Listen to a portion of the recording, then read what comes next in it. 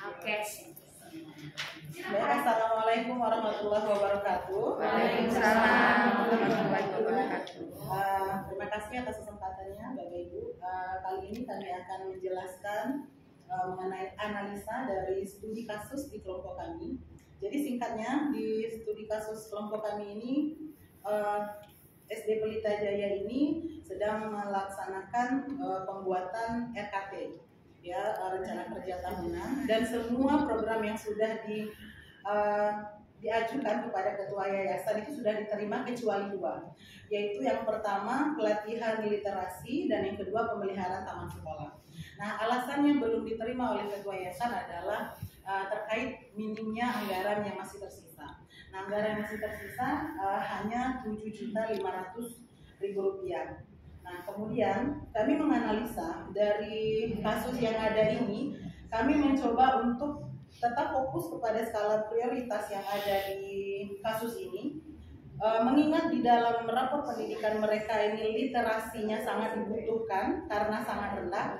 Jadi program pertama yang kami pilih adalah INHC atau in-house training atau pelatihan kepada guru dan tenaga pendidikan yang ada di sekolah untuk bisa lebih menerapkan pembelajaran yang lebih menunjang bagaimana literasi di sekolah ini akan meningkat. Nah, di sini kami langsung sesuaikan dengan anggarannya. Kami hanya menganggarkan sebesar Rp2.500.000. Nah, tidak sama dengan yang kelompok sebelumnya, kami tidak merincikan secara spesifik. Ini karena kami anggarkan hanya untuk konsumsi. Nah, kenapa untuk konsumsi? Karena mengingat anggaran yang sangat minim, lalu kita berkaca kepada materi yang di awal kita melakukan pemilihan dan pemetaan aset. Nah, di sekolah itu kita sangat beragam aset yang kita miliki, terutama adalah aset dengan modal manusia.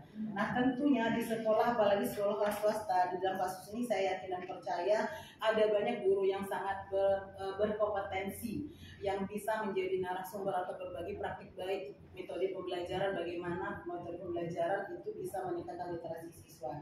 Artinya kami tidak perlu mengeluarkan anggaran narasumber di sini. Jadi untuk Rp2.500.000 ini sangat mampu memfasilitasi Bapak Ibu guru kita untuk ikut belajar. Jadi konsumsinya terjamin, tidak ada yang protes-protes seperti disampaikan Pak Agus kita tadi. Nah, kemudian di program yang kedua, mereka ingin mengadakan pemeliharaan taman sekolah.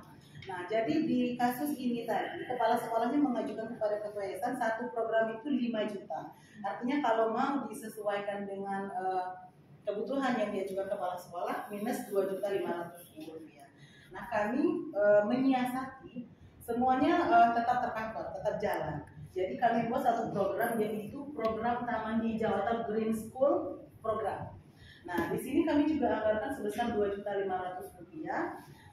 Dengan pertimbangan, pertama kita akan melakukan pembersihan taman sekolah itu secara kolaborasi, guru, siswa, penjaga sekolah, dan bisa kita laksanakan itu di akhir pekan, misalnya di hari Sabtu setelah kami itu kegiatannya olahraga. Nah, bisa berkolaborasi membersihkan taman dulu. Lalu di Rp2.500.000 ini kita anggarkan untuk pembelian bibit tanaman, kemudian pupuk kompos dan biaya pemeliharaan untuk kedepannya agar ini tetap bisa tumbuh hijau.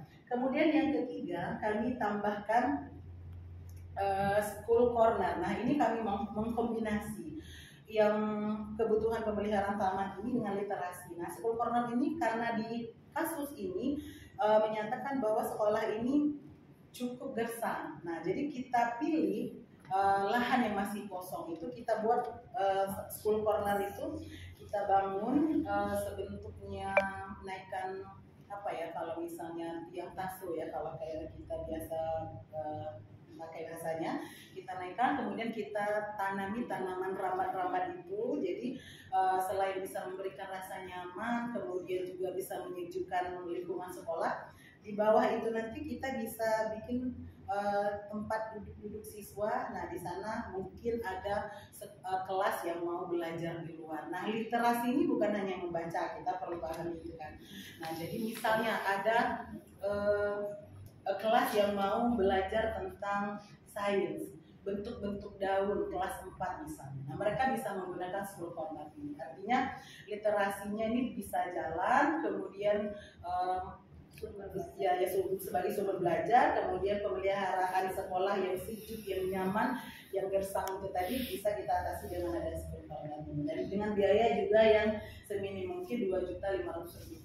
Artinya di dana Rp7.500.000 itu tadi bisa kita alokasikan dengan 3 program yang insya Allah bisa jalan dengan aset dan modal yang ada di sekolah Pelita Jaya ini. Mungkin itu saja pemaparan dari kelompok kami. Terima kasih atas perhatiannya. Terima kasih untuk kunjungan dari para tamu tadi yang sudah menjelaskan. Oh, kreativitas dan presentasinya sangat bagus, persoalannya bagus, dan anggarannya belum terperinci karena hanya cuma untuk konsumsi.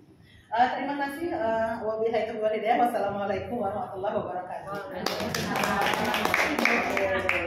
Ini menurut saya juga sudah cukup terperinci ya, karena ini juga sudah tahu dengan dana sekian mau dipakai apa dan bisa dijelaskan.